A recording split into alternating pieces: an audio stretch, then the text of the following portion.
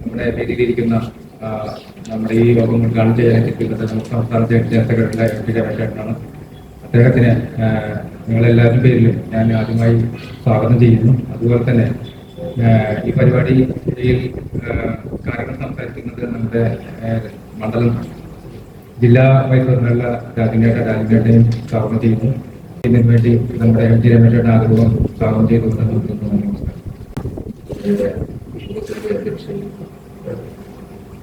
ശ്രീ വിദേശ് പാർട്ടിയുടെ ജില്ലയുടെ general secretary Shri ജില്ലാ നേതാക്കളായ ശ്രീ രാജു, ശ്രീ രാജ്കുമാർ, ശ്രീ രാജി, ശ്രീ പി സുരേന്ദ്രൻ, ശ്രീ രഖിൽ, ശ്രീമതി ജമീല ടീച്ചർ,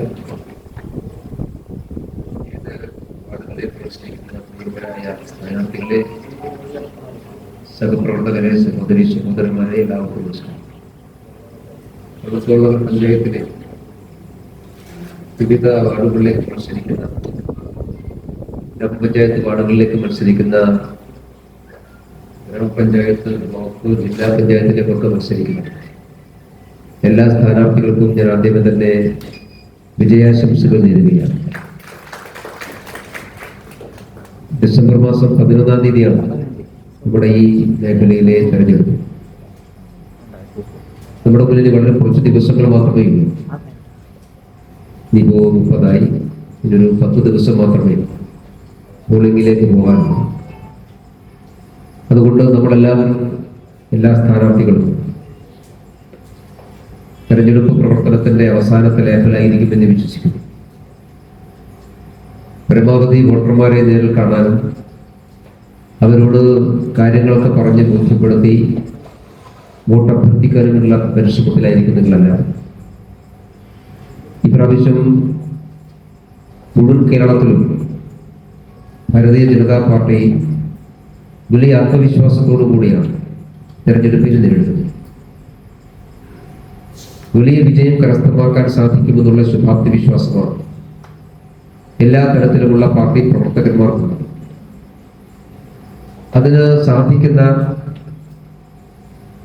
ഏറ്റവും നല്ല അനുകൂലമായിട്ടുള്ള രാഷ്ട്രീയ സാഹചര്യം നമ്മുടെ മുമ്പിലുണ്ട്. പ്രത്യേകിച്ചും കേരളത്തിൽ ഒരു മാറ്റം വേണമെന്ന് ആഗ്രഹിക്കുന്നവരാണ് മഹാഭൂരിപക്ഷം വരുന്ന ആളുകൾ. കഴിഞ്ഞൊരു 19 വർഷമായി നമ്മുടെ നാടിന്റെ ഒരു പൊതു അവസ്ഥ എന്ന് പറയുന്നത് ഒന്നുകിൽ UDF അല്ലെങ്കിൽ LDF എന്നുള്ളതായിരുന്നു. ഇവർ രണ്ടുപേർക്ക് മാത്രമേ ജയിക്കാനും ഭരിക്കാനും ഒക്കെ കഴിയുള്ളൂ എന്നുള്ളതായിരുന്നു പൊതുവെ നമ്മുടെ ഒരു വിശ്വാസം. ആ വിശ്വാസമാണ് കഴിഞ്ഞ പാർലമെന്റ് തെരഞ്ഞെടുപ്പിൽ കേരളത്തിൽ തകർന്നുപോയി. കഴിഞ്ഞ പാർലമെന്റ് തെരഞ്ഞെടുപ്പിൽ നാം തൃശ്ശൂരിൽ ഒരു പാർലമെന്റ് സീറ്റ് ജയിച്ചു, വലിയ ഭൂരിപക്ഷത്തിന് ജയിച്ചു. കേരളത്തിലെ നിരവധി അസംബ്ലി മണ്ഡലങ്ങളിൽ ഒന്നാമതെത്താൻ നിരവധി കോർപ്പറേഷനുകളിലും മുനിസിപ്പാലിറ്റികളിലും പഞ്ചായത്തിലേക്കുമെല്ലാം LDF-നെയും UDF-നെയും പുറകിലാക്കി ഒന്നാമത്തെ പാർട്ടിയായിട്ട് മാറാൻ നമുക്ക് സാധിച്ചിട്ടുണ്ട്.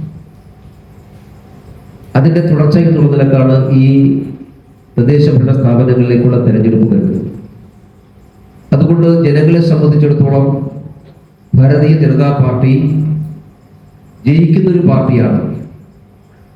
അവർക്ക് കൊടുക്കുന്ന വോട്ട് പാഴാകില്ല എന്നൊരു വിശ്വാസം ബലപ്പെട്ടു വന്നിട്ടുണ്ട്.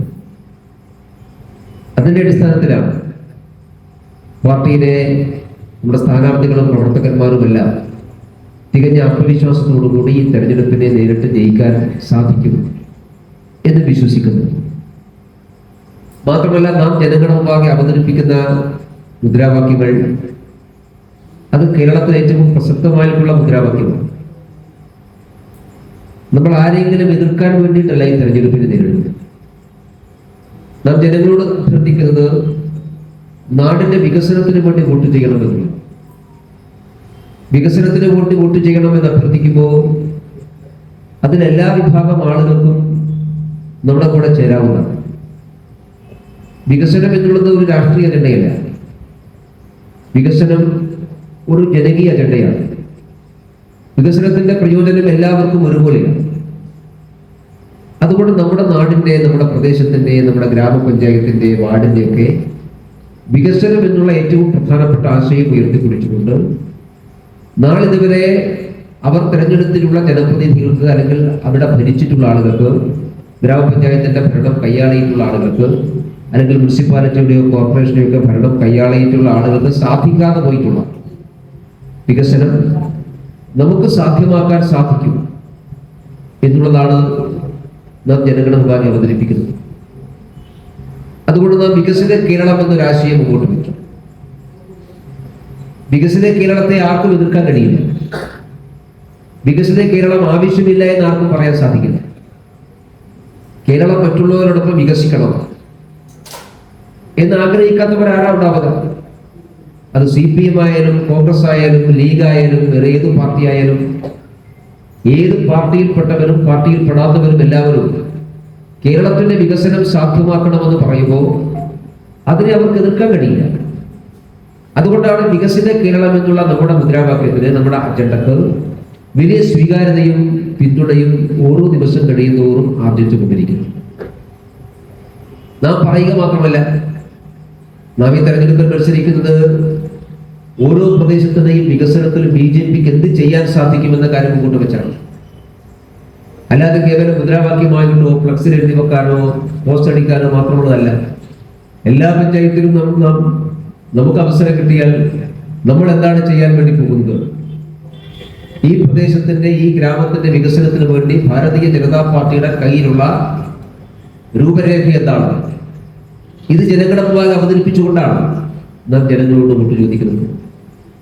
അതുകൊണ്ട് വികസനം എന്ന് പറയുമ്പോൾ ഒരു പൊതു സ്വീകാര്യത ഉണ്ടാകുന്നു.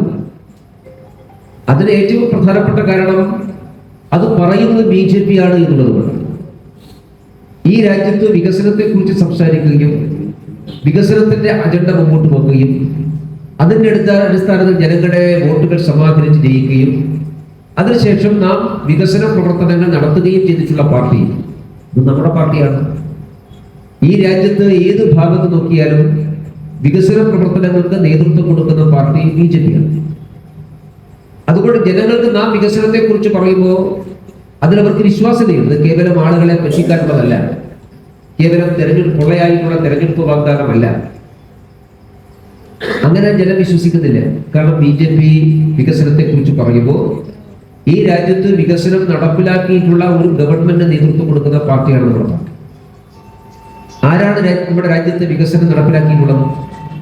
നമ്മുടെ രാജ്യത്ത് കഴിഞ്ഞ 11 വർഷക്കാലമായി അത്ഭുതകരമായ, അഭൂതപൂർവമായുള്ള വികസന പ്രവർത്തനങ്ങൾ നടക്കുകയാണ്. ആ വികസന പ്രവർത്തനങ്ങൾക്കെല്ലാം നേതൃത്വം നൽകിയിട്ടുള്ള പാർട്ടി ഭാരതീയ ജനതാ പാർട്ടിയാണ്, ഗവൺമെന്റാണ്, നരേന്ദ്രമോദി ഗവൺമെന്റാണ്.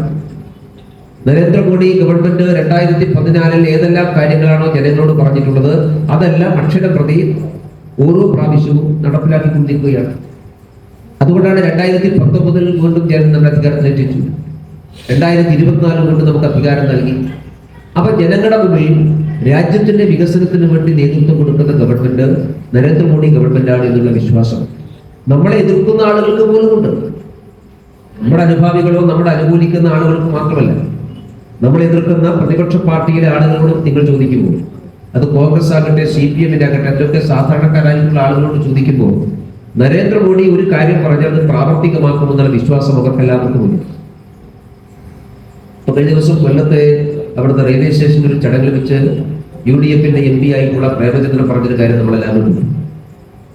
കൊല്ലം റെയിൽവേ സ്റ്റേഷന്റെ നിർമ്മാണ പ്രവർത്തനങ്ങളുടെ കൊല്ലം റെയിൽവേ സ്റ്റേഷൻ അന്താരാഷ്ട്ര നിലവാരത്തിലുള്ള വലിയൊരു റെയിൽവേ സ്റ്റേഷനാക്കി മാറ്റുന്നതിന്റെ പ്രവർത്തനത്തിന്റെ ഉദ്ഘാടനം നിർവഹിക്കുന്ന രീതിയിലാണ്. അപ്പൊ ആ വേദിയിൽ പ്രസംഗിക്കുമ്പോൾ അദ്ദേഹം പറഞ്ഞു, ഈ പദ്ധതി സമയബന്ധിതമായിട്ട് പൂർത്തിയാക്കുമെന്ന് എനിക്ക് നല്ല ഉറപ്പുണ്ട്. കാരണം ഈ പദ്ധതി ഉദ്ഘാടനം ചെയ്യുന്നത് നരേന്ദ്രമോദിയാണ്, ഈ പദ്ധതി പ്രഖ്യാപിച്ചത് നരേന്ദ്രമോദിയാണ്. അതുകൊണ്ട് നരേന്ദ്രമോദി ഒരു പദ്ധതി പ്രഖ്യാപിച്ചാൽ അത് നിശ്ചിത സമയത്തിനകം പൂർത്തിയാക്കുമെന്ന് എനിക്ക് നല്ല ഉറപ്പുണ്ട്. ഇതൊരു പ്രതിപക്ഷ പാർട്ടിയുടെ MP ആണ് പറയുന്നത്. അപ്പൊ അത് പൊതുവെ ജനങ്ങളുടെ മനസ്സിലുള്ള വിശ്വാസമാണ്. ആ വിശ്വാസമാണ് നമ്മുടെ ഈ മൂലധനം. അതുകൊണ്ട് നാം വികസനത്തെ കുറിച്ച് പറയുമ്പോൾ അവരാലോചിക്കുന്നത് നരേന്ദ്രമോദി ഗവൺമെന്റ് എങ്ങനെയാണോ രാജ്യത്ത് വികസന പ്രവർത്തനങ്ങൾ നടപ്പിലാക്കിയത്, കഴിഞ്ഞ 11 വർഷമായിട്ട് ഈ രാജ്യത്തിന്റെ അലവും പിടിയും മാറ്റാൻ എങ്ങനെയാണ് നമുക്ക് സാധിച്ചിട്ടുള്ളത്, അതുപോലെ നമ്മുടെ പഞ്ചായത്തിന്റെ മുഖച്ഛായ മാറ്റാൻ, നമ്മുടെ ഓരോ വാർഡിന്റെയും മുഖച്ഛായ മാറ്റാൻ, നമ്മുടെ നാട്ടിൽ വികസനം കൊണ്ടുവരാൻ, ജനങ്ങളുടെ ജീവൻ പ്രധാനമായുള്ള പ്രശ്നങ്ങൾ പരിഹരിക്കാൻ ഭാരതീയ ജനതാ പാർട്ടിക്ക് സാധിക്കും എന്നുള്ള ഒരു വിശ്വാസം ജനങ്ങളുണ്ട്. ആ വിശ്വാസത്തെയാണ് നമ്മളെല്ലാവരും വോട്ടാക്കി മാറ്റാൻ വേണ്ടി തയ്യാറാണ്. നമുക്ക് ജനങ്ങളോട് കഴിഞ്ഞ 11 വർഷക്കാലമായി നരേന്ദ്രമോദി ഗവൺമെന്റ് നടപ്പിലാക്കിയിട്ടുള്ള പ്രവർത്തനങ്ങളെ കുറിച്ച് പറയും. നിങ്ങൾ സ്ഥാനാർത്ഥികളായിട്ടുള്ള ആളുകൾ വീടുകളിൽ പോകുന്ന സമയത്ത്, വോട്ട് അഭ്യർത്ഥിക്കുന്ന സമയത്ത് വെറുതെ വോട്ട് അഭ്യർത്ഥിക്കുകയല്ലല്ലോ ചെയ്യുന്നത്, അങ്ങനെയല്ലല്ലോ ചെയ്യേണ്ടത്. എന്തിനു വേണ്ടി വോട്ട് ചെയ്യണം ഇതുകൂടി നമ്മൾ അവരോട് പറയാം. എന്തിനാണ് ഒരാൾ BJPക്ക് വോട്ട് ചെയ്യുന്നത്, എന്തുകൊണ്ട് UDF-നും LDF-നും വോട്ട് ചെയ്യണ്ട, ഇത് രണ്ടും അവരോട് പറയാം. അവർക്ക് മുകളിൽ നമുക്ക് കഴിഞ്ഞ 11 വർഷക്കാലത്ത് നരേന്ദ്രമോദി ഗവൺമെന്റിന്റെ പ്രവർത്തനവും കഴിഞ്ഞ 9.5 വർഷക്കാലമായിട്ടുള്ള പിണറായി വിജയന്റെ ഗവൺമെന്റിന്റെ പ്രവർത്തനവും അവർക്ക് മുന്നിൽ വിശദീകരിക്കാം. രണ്ട് ഗവൺമെന്റ് തമ്മിൽ അടിസ്ഥാനപരമായിട്ടുള്ള വ്യത്യാസം എന്താണ്? ഒരു ഗവൺമെന്റ് കഴിഞ്ഞ 11 കൊല്ലക്കാലമായി ഈ രാജ്യത്തെ ജനങ്ങളോട് പറഞ്ഞ എല്ലാ കാര്യങ്ങളും അക്ഷരം പ്രതി നടപ്പിലാക്കാൻ വേണ്ടി പരിശ്രമിക്കുന്നു. സംസ്ഥാന ഗവൺമെന്റ് ആണെങ്കിൽ പ്രഖ്യാപനമല്ലാതെ മറ്റൊന്നുമില്ല, ഒന്നും അവർക്ക് ചെയ്യാനില്ല. ഇത് നമുക്ക് അവരെ പറഞ്ഞു ബോധ്യപ്പെടുത്താൻ വേണ്ടി സാധിക്കും. എത്രയോ കാര്യങ്ങൾ, ഞാൻ എല്ലാ കാര്യങ്ങളും ഈ സന്ദർഭത്തിൽ പറയണമെന്ന് ആഗ്രഹിക്കുന്നില്ല. ധാരാളം പദ്ധതി ജനങ്ങളെ ബാധിക്കുന്ന പദ്ധതികൾ. ആരാണ് കേരളത്തിലെ ജനങ്ങളുടെ ദാരിദ്ര്യം മാറ്റിയത്? പിണറായി വിജയനാണോ നരേന്ദ്രമോദിയാണ്? നരേന്ദ്രമോദി ഗവൺമെന്റ് ജനങ്ങളുടെ ദാരിദ്ര്യം മാറ്റം എന്താ ചെയ്തിട്ടുള്ളത്? പ്രത്യേകിച്ചൊന്നും ചെയ്തിട്ടില്ല. പക്ഷേ രാജ്യത്ത് കഴിഞ്ഞ 6 കൊല്ലക്കാലമായിട്ട് കേരളത്തിലെ 1,54,00,000 ആളുകൾക്ക് ഭക്ഷണം കൊടുക്കുന്നത്, സൗജന്യമായി ഭക്ഷ്യധാന്യം കൊടുക്കുന്നത് നരേന്ദ്രമോദി ഗവൺമെന്റാണ്, പിണറായി വിജയൻ ഗവൺമെന്റ് ചെയ്തിട്ടുണ്ട്. നമുക്ക് വീടുകളിൽ പോയി ചോദിക്കാറുണ്ട്. നമ്മൾ പോകുന്ന വീടുകളിൽ മോഡി സർക്കാരിന്റെ ഏതെങ്കിലും ഒരു പദ്ധതിയുടെ ഗുണഭോക്താക്കളില്ലാത്ത ഒരു വീട് പോലും ഉണ്ടാവില്ല. ഒരു വാർഡിൽ നമുക്കൊരു 300 വീടുണ്ടെങ്കിൽ ആ 300 വീടുകളിലും നിങ്ങൾ പോകുമ്പോൾ എല്ലാ വീട്ടിലും ഏതെങ്കിലും ഒരു പദ്ധതി, അതൊന്നുകിൽ അവിടെ 5 കിലോ സൗജന്യമായി ഭക്ഷ്യധാന്യം കിട്ടുന്നവരുണ്ടാകും, ഗരീബ് കല്യാൺ അന്ന യോജന പ്രകാരം 35 കിലോ ഭക്ഷ്യധാന്യങ്ങൾ കിട്ടുന്ന ആളുകളുണ്ടാകും, അതല്ലെങ്കിൽ കിസാൻ സമ്മാൻ പദ്ധതി പ്രകാരം 6000 രൂപ വർഷത്തിൽ ലഭിക്കുന്ന ആരെങ്കിലും ഉണ്ടാകും, അതുമല്ലെങ്കിൽ പ്രസവിച്ച സഹോദരിമാർ 6000 രൂപ ഈ മാതൃവന്ദന യോജന പ്രകാരം കിട്ടിയിട്ടുള്ള സഹോദരിമാർ ആ വീട്ടിലുണ്ടാകും, അതല്ലെങ്കിൽ ആ വീട്ടിൽ നമ്മുടെ പ്രധാനമന്ത്രി ജനൌഷധി എന്ന് മരുന്ന് മേടിക്കുന്ന ആളുകളുണ്ടാകും, അതുമല്ലെങ്കിൽ അവിടെ സുകന്യ സമൃദ്ധി യോജനയിൽ ചേർന്നിട്ടുള്ള കുട്ടികൾ ഒരുപക്ഷെ ആ വീട്ടിലുണ്ടാകും, അതല്ലെങ്കിൽ നമ്മുടെ ഏതെങ്കിലും മുദ്രാ ബാങ്കിന്റെ ലോണ് കിട്ടിയിട്ടുള്ള ആളുകൾ ഉണ്ടാകും. ഇങ്ങനെ ഏതെങ്കിലും ഒരു പദ്ധതി, എല്ലാ പദ്ധതികളെ കുറിച്ചും പറയണമെന്നില്ല, അല്ലെങ്കിൽ ആ പ്രധാനമന്ത്രി ആവാസ് യോജന പ്രകാരം വീട് കിട്ടിയിട്ടുള്ള ആളുകൾ ആരെങ്കിലും ഉണ്ടാകും. ഇങ്ങനെ സർക്കാരിന്റെ ഏതെങ്കിലും ഒരു പദ്ധതിയുടെ ഗുണഭോക്താക്കളില്ലാത്ത ഒരാളുണ്ട്. ഒന്നുമില്ലെങ്കിൽ നാം പോകുന്ന വീടുകളിൽ തൊഴിലുറപ്പ് തൊഴിലാളികളുണ്ടെങ്കിൽ, ഇപ്പൊ വളർത്തുള്ള ഗ്രാമപഞ്ചായത്ത്, ഈ ഗ്രാമപഞ്ചായത്തിലെ എല്ലാ വാർഡിലും ശരാശരി 60-70 തൊഴിലുറപ്പ് തൊഴിലാളികൾ ഉണ്ടാകും. അവിടെ വീടുകളിൽ പോകുന്ന സമയത്ത് നമുക്ക് ചോദിക്കാം, ആരാണ് തൊഴിലുറപ്പ് തൊഴിലാളികൾ കൂലി കൊടുക്കുന്നത്? ആരാണ് അത് കൂലി കൂട്ടിയത്? 2014 നമ്മുടെ ഗവൺമെന്റ് അധികാരത്തിൽ വരുമ്പോൾ നമ്മുടെ കേരളത്തിലെ ഒരു തൊഴിലുറപ്പ് തൊഴിലാളിയുടെ കൂലി എന്ന് പറയുന്നത് 211 രൂപയാണ്. 10 വർഷത്തിനപ്പുറത്ത് നാം 11 വർഷം നരേന്ദ്രമോദി ഗവൺമെന്റ് ഭരിച്ചപ്പോൾ ഇന്ന് കൊടുക്കുന്ന കൂലി 339 രൂപയാണ്. കഴിഞ്ഞ 10 കൊല്ലം കൊണ്ട് നാം ഏതാണ്ട് 130ഓളം രൂപ നാം അധികമായി വർദ്ധിപ്പിച്ചു കൊടുത്തു. ഇത് പറയാൻ വേണ്ടി നമുക്ക് സാധിക്കണം. ആരാണ് ആശാവർക്കർമാരുടെ ഇൻസെന്റീവ് ഇപ്പൊ 3000 രൂപ കൂട്ടിയത്? പിണറായി വിജയൻ 1000 കൂട്ടുന്ന പ്രഖ്യാപിച്ചില്ല, കൊടുത്തില്ല. പക്ഷെ നാം പ്രഖ്യാപിച്ച ഇൻസെന്റീവ് കഴിഞ്ഞ മാസം എല്ലാ ആശാവർക്കന്മാരുടെയും അക്കൗണ്ടിലേക്ക് എത്തി. ആരാണ് വർദ്ധിപ്പിച്ചത്?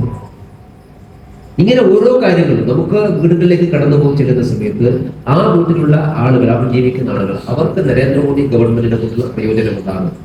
ഈ പ്രയോജനം പറയാൻ വേണ്ടി നമുക്ക് സാധിക്കണം. അതുകൊണ്ടാണ് അവരോട് ചോദിക്കേണ്ടത്, നിങ്ങൾ വിലയിരുത്തുക, ഏത് ഗവൺമെന്റാണ്?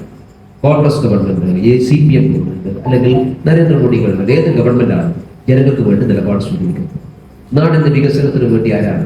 ധാരാളം ഗ്രാമീണ റോഡുകൾ നമ്മുടെ നാട്ടിൽ നിർമ്മിക്കാൻ തുക പാസ്സായിട്ടുണ്ട്. പക്ഷേ അത് നടപ്പിലാക്കുന്നില്ല. 6400 കിലോമീറ്റർ റോഡാണ് കേരളത്തിൽ പാസ്സായത്. അത് പ്രധാനമന്ത്രി ഗ്രാമീൺ സഡക്ക് യോജനയാണ്. ആ പദ്ധതി നടപ്പിലാക്കേണ്ടതാണ് ബ്ലോക്ക് പഞ്ചായത്താണ്. ആ ബ്ലോക്ക് പഞ്ചായത്ത്, കേരളത്തിലെ ബ്ലോക്ക് പഞ്ചായത്ത് എല്ലാം LDFന്റെയും UDFന്റെയും കയ്യിലായതുകൊണ്ട് ആ പദ്ധതി നടപ്പിലാക്കുന്നില്ല. ഇത് ബ്ലോക്ക് പഞ്ചായത്തിലെ സ്ഥാനാർത്ഥികളായി മത്സരിക്കുന്ന ആളുകൾ വീടുകളിൽ പോകും പറയണം, ഈ ബ്ലോക്ക് പഞ്ചായത്തിന്റെ ഭരണം BJPക്ക് കിട്ടുകയാണെങ്കിൽ നേരിട്ട് ബ്ലോക്ക് പഞ്ചായത്തിന് നേരിട്ട് നടപ്പിലാക്കാൻ സാധിക്കുന്നതാണ് ഗ്രാമീണ റോഡുകൾ. വേറെ ആരെയും സഹായം വേണ്ട, പറയാൻ സാധിക്കണം. ഈ പ്രാവശ്യം നമുക്ക് അവസരം കിട്ടിക്കഴിഞ്ഞാൽ ഇത് ഏത് ബ്ലോക്കാണ്? പഴയനൂർ ബ്ലോക്ക്. പഴയനൂർ ബ്ലോക്കിന്റെ ഭരണം കിട്ടിക്കഴിഞ്ഞാൽ നമുക്ക് ഈ ബ്ലോക്കിൽ നമുക്ക് നേരിട്ട് റോഡുകൾ ഉണ്ടാക്കാൻ സാധിക്കും. ഇപ്പൊ അനുവദിക്കപ്പെട്ട റോഡുകളൊക്കെ നിർമ്മാണം പൂർത്തിയാകാതെ പണം ലാപ്സായി പോവുകയാണ്. ഇങ്ങനെ ജനങ്ങളെ ബാധിക്കുന്ന ഞങ്ങളുടെ പ്രധാനമായ വികസന പ്രശ്നങ്ങളിൽ ഇടപെടുന്ന പാർട്ടി അത് ഭാരതീയ ജനതാ പാർട്ടിയാണ് എന്ന കാര്യം അവരെ ബോധ്യപ്പെടുത്തിക്കൊണ്ട് ഈ പ്രാവശ്യം ഒരവസരം ഭാരതീയ ജനതാ പാർട്ടിക്ക് തരണം എന്ന് പറഞ്ഞാൽ ജനം BJP അതുകൂടാതെയുള്ള രാഷ്ട്രീയ പ്രശ്നങ്ങളുമുണ്ട്. ഇപ്പൊ CPMന്റെ ആളുകളെ സംബന്ധിച്ചിടത്തോളം അവർക്ക് സമൂഹത്തിൽ തല ഉയർത്തിപ്പിടിച്ച് നിൽക്കാൻ സാധിക്കാത്ത സാഹചര്യം. പ്രത്യേകിച്ചും ശബരിമലയില് ഇന്ന് ഓരോ ദിവസവും പുറത്തു വരുന്ന വാർത്തകൾ അതെല്ലാവരെയും വേദനിപ്പിക്കുന്ന വാർത്തകളാണ്. ഒരു ഭാഗത്ത് ശബരിമല ക്ഷേത്രം കൊള്ളയടിക്കാനുള്ള പരിശ്രമം CPMന്റെ നേതൃത്വത്തിൽ നടക്കുന്നു. 2 ദേവസ്വം ബോർഡ് പ്രസിഡന്റുമാർ ഉള്ളിലാണ്. ക്ഷേത്രത്തിന്റെ സ്വത്ത് കൊള്ളയടിക്കുന്നു. ഒരു ഭാഗത്ത് ശബരിമലയിലേക്ക് എത്തുന്ന അയ്യപ്പ ഭക്തന്മാർ എല്ലാവരും ഒന്ന് തൊഴാൻ പോലും സാധിക്കാതെ മാല പമ്പയിൽ ഊരി തിരിച്ചു വരുന്നു. ഇതൊക്കെ സമാനതകളില്ലാത്ത സാഹചര്യമാണ്, മണ്ഡലകാലമാണ്. നമ്മുടെ ഈ പ്രദേശത്തൊക്കെ ധാരാളം നൂറുകണക്കിന് അയ്യപ്പന്മാർ ശബരിമലയിലേക്ക് പോകുന്ന സന്ദർഭമാണ്. വീടുകളിലേക്ക് പോകുന്ന സമയത്ത് ശബരിമല ദുരിതങ്ങളെ കുറിച്ച് പറയാൻ വേണ്ടി സാധിക്കണം. നമുക്ക് 100 കോടി രൂപയാണ് ശബരിമലയുടെ വികസനത്തിന് വേണ്ടി നരേന്ദ്രമോദി ഗവൺമെന്റ് കൊടുത്തത്. 5 നയാ പൈസ ചെലവഴിച്ചില്ല. ആ 100 രൂപ ചെലവഴിച്ചിരുന്നുവെങ്കിൽ ഇപ്പോൾ ഉണ്ടാകുന്ന ബുദ്ധിമുട്ടുകളൊന്നും ഉണ്ടാകില്ലായിരുന്നു. ഇപ്പൊ ഹൈക്കോടതി ചോദിച്ചില്ല, നിങ്ങൾക്ക് ഒരു 10,000 ടോയ്ലറ്റുകൾ ആ പമ്പയിൽ നിർമ്മിച്ചുകൂടെ? 6 കോടി ആളുകൾ വരുന്ന ഒരു സ്ഥലത്ത് ആകെ ഇവർ നിർമ്മിച്ചത് 1000 ടോയ്ലറ്റാണ്. ആ 1000 ടോയ്ലറ്റ് തന്നെ ഉപയോഗിക്കാൻ സാധിക്കാത്ത പൊട്ടിപ്പൊളിഞ്ഞ ടോയ്ലറ്റുകളാണ്. അതുകൊണ്ടാണ് ഹൈക്കോടതി ചോദിച്ചത്, നിങ്ങൾക്ക് ഒരു 10,000 ടോയ്ലറ്റെങ്കിലും നിർമ്മിക്കാമായിരുന്നു. പണം നരേന്ദ്രമോദി ഗവൺമെന്റ് കൊടുത്തിട്ടുണ്ടായിരുന്നു. 100 കോടിയുണ്ട്. ആ 100 കോടി എന്ന് പറയുന്നത് ശബരിമലയിലെയും പമ്പയിലെയും അടിസ്ഥാന സൗകര്യ വികസനത്തിന് വേണ്ടിയിട്ടാണ്. ഇവരൊന്നും ചെയ്തിട്ടില്ല. 2018 പ്രളയത്തിൽ തകർന്നു പോയിട്ടുള്ള ഒരു കെട്ടിടവും വീണ്ടും നിർമ്മിച്ചിട്ടില്ല. ഇതെല്ലാം ജനങ്ങളോട് പറയാൻ സാധിക്കണം. ഒരു വീട്ടിൽ പോകുന്ന സമയത്ത് അവിടെ ശബരിമലക്ക് പോകുന്ന ആരെങ്കിലും ഉണ്ടെങ്കിൽ ആ കുടുംബത്തോട് പറയാൻ സാധിക്കണം, ഈ ദുരിതം ആരാണ് ഉത്തരവാദി? LDF-മാണ്. അപ്പൊ അതുകൊണ്ട് ഞാൻ എല്ലാ രാഷ്ട്രീയ പ്രശ്നങ്ങളെയും ഈ സന്ദർഭത്തിൽ പറയണമെന്നല്ല ആഗ്രഹിക്കുന്നത്. ഞായറാഴ്ചയാണ്, നിങ്ങൾക്ക് വീടുകൾ കയറാൻ കിട്ടുന്ന ഒരു സന്ദർഭമാണിത്. എല്ലാവരും വീട്ടിലുണ്ടാകുന്ന സന്ദർഭമാണ്. അതുകൊണ്ട് സ്ഥാനാർത്ഥികളുടെയും സമയം ഞാൻ വിലപ്പെടുന്നില്ല. നല്ല ആത്മവിശ്വാസത്തോടു കൂടി ജനങ്ങളെ സമീപിക്കുക. ജനങ്ങൾ BJPക്ക് വോട്ട് ചെയ്യാൻ തയ്യാറാണ്. ഒരു മാറ്റം വേണമെന്ന് പറഞ്ഞിരിക്കുന്നു.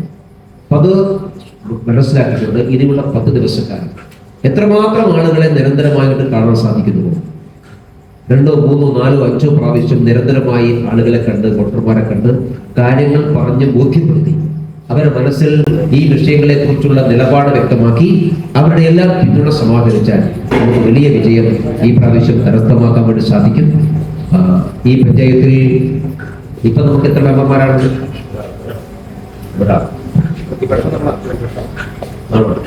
ഭരണപക്ഷ ആകെ എത്ര പാടാ? 16, 15 ഒന്നുമാണ്. ഈ പ്രാവശ്യം എത്ര പിടിക്കും?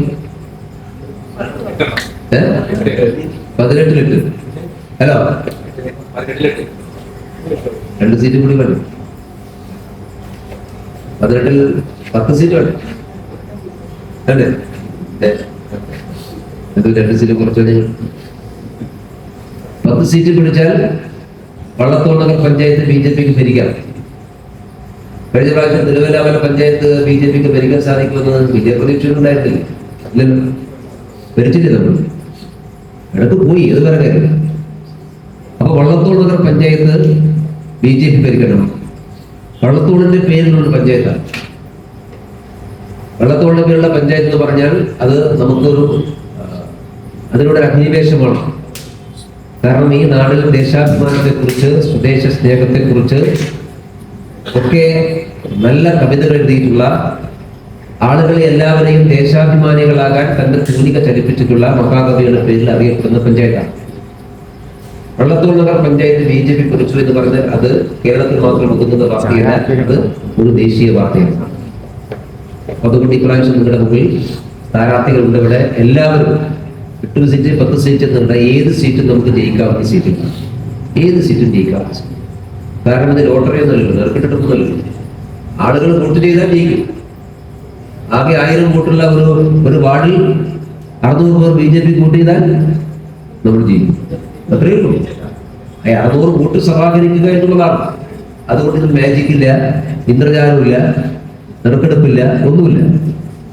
അപ്പൊ അതനുസരിച്ച് പ്രവർത്തിക്കാൻ ഈ പഞ്ചായത്ത് പിടിച്ചെടുക്കും എന്നുള്ള ഒരു വാശി നിങ്ങൾക്ക് എല്ലാവർക്കും വേണം. 13-ാം തീയതി കഴിഞ്ഞാൽ ഈ പഞ്ചായത്തിന്റെ പ്രസിഡന്റ് കസേരയിൽ ഭാരതീയ ജനതാ പാർട്ടിയുടെ ഒരു പ്രവർത്തകർ ഇരിക്കണം. ആത്മവിശ്വാസം, ഒരു വാശി, ആ വാശിയോടുകൂടി പ്രവർത്തിച്ച് വലിയ വിജയം കരസ്ഥമാക്കാൻ എല്ലാവർക്കും സാധിക്കട്ടെ എന്ന് ആശംസിച്ചുകൊണ്ട് ഇവിടെ എത്തിച്ചേർന്നിട്ടുള്ള എല്ലാ സ്ഥാനാർത്ഥികളും ഒരിക്കൽ കൂടി വിജയാശംസകൾ നേർന്നുകൊണ്ട് ഞാൻ നിർത്തുന്നു. നമസ്കാരം.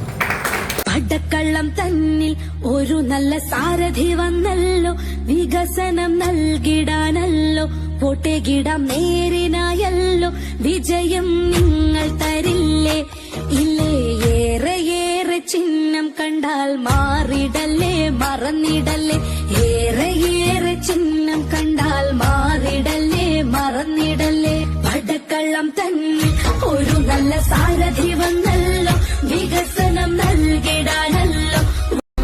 പാറി പറക്കുന്ന കാവിക്കൊടി കണ്ട നാടിൻ നന്മതൻ നിറമെന്നു സത്യം അതിശക്തന തേരാളി നയിച്ചിടും ഇന്ത്യ. അടരാടുവ ശത്രുക്കൾ പേടിച്ചു നിൽക്കും.